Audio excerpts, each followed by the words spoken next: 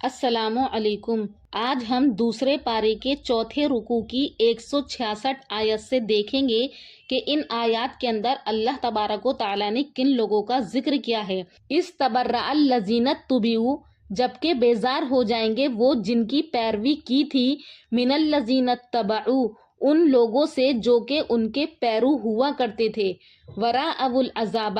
اور جب یہ لوگ جنہوں نے پیروی کی تھی یہ دیکھیں گے عذاب کو، وَتَقَطَّعَتْ بِهُمُ الْأَسْبَابُ، اور منقطع ہو جائیں گے ان کے سب علاقے۔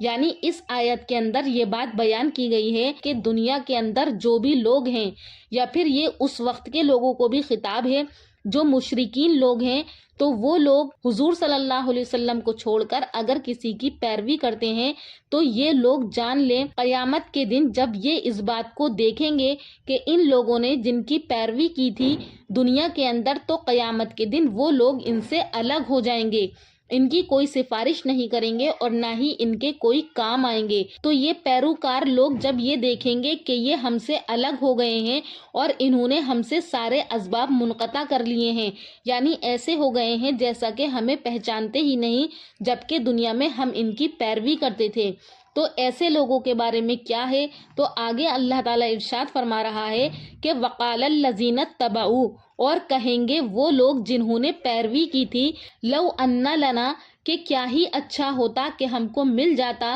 کرتن، دوبارہ لوٹ کر جانا دنیا میں، فنتبرأ منہم، تو پھر ہم بھی بیزار ہو جاتے ان سے، کما تبرؤوا منا، جیسا کہ یہ ہم سے بیزار ہو گئے ہیں۔ تو یعنی کہ وہ لوگ جب دیکھیں گے کہ جن لوگوں کی انہوں نے پیروی کی تھی دنیا کے اندر، تو وہ لوگ جب قیامت کے دن ان سے بیزار ہو جائیں گے اور ان سے رشتہ منقطع کر لیں گے، ایسے ہو جائیں گے جیسے وہ ان کو پہچانتے ہی نہیں، تو اس وقت یہ لوگ کہیں گے کہ کاش ہم کو دنیا میں دوبارہ جانا مل جائے اور ہم بھی دنیا میں جا کر کے ان سے بیزار ہو جائیں گے جیسا کہ یہ ہم سے بیزار ہو رہے ہیں۔ تو اس آیت کے مخاطب جو ہیں وہ مشرکین بھی ہو سکتے ہیں یا پھر یہاں کے تمام مسلمان بھی مراد ہو سکتے ہیں کہ اب بھی جو لوگ اللہ تبارک و تعالیٰ کے علاوہ اور حضور کے علاوہ جن کی پیروی کرتے ہیں، تو ان لوگوں کے لیے بھی اس آیت میں نصیحت ہے کہ ان کو یہ چاہیے کہ وہ اس بات سے نصیحت حاصل کریں۔ تو جب وہ لوگ یہ کہیں گے کہ کاش ہم کو دنیا میں دوبارہ جانا مل جائے،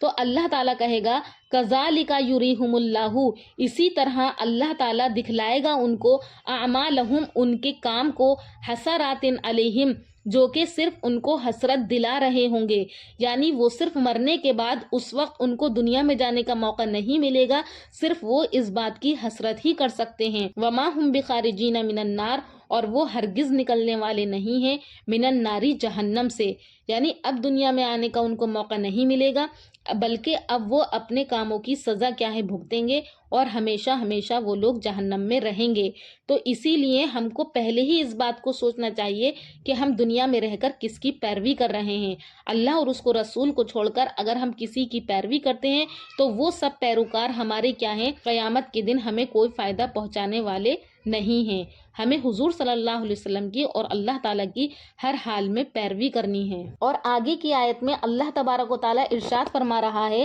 کہ یا ایھا الناس، اے لوگو، کلو، تم کھاؤ، مما فی الارض، زمین کی چیزوں میں سے، حلالا طیبا، جو کہ پاکیزہ چیزیں ہیں، ولا تتبعوا، اور تم پیروی نہ کرو، خطوات الشیطانی، شیطان کے کاموں کی، انہ لکم عدو مبین، بے شک شیطان وہ تمہارا کھلا ہوا دشمن ہے، انما یامرکم، بے شک وہ تو تم کو یہی حکم دیتا ہے، بالسوء، یعنی برے کام کے کرنے کا تم کو حکم کرے گا، والفحشاء، اور شیطان تم کو اس بات کا حکم کرے گا کہ تم بے حیائی کے کام کرو، وان تقولوا، اور تم یہ کہو، علی اللہ، اللہ تبارک و تعالیٰ پر، وہ باتیں کہو، ما لا تعلمون، جو کہ تم نہیں جانتے ہو، یعنی جھوٹے بہتان اللہ تعالیٰ پر لگاؤ، ان سب باتوں کا شیطان کیا ہے تم کو حکم کرے گا۔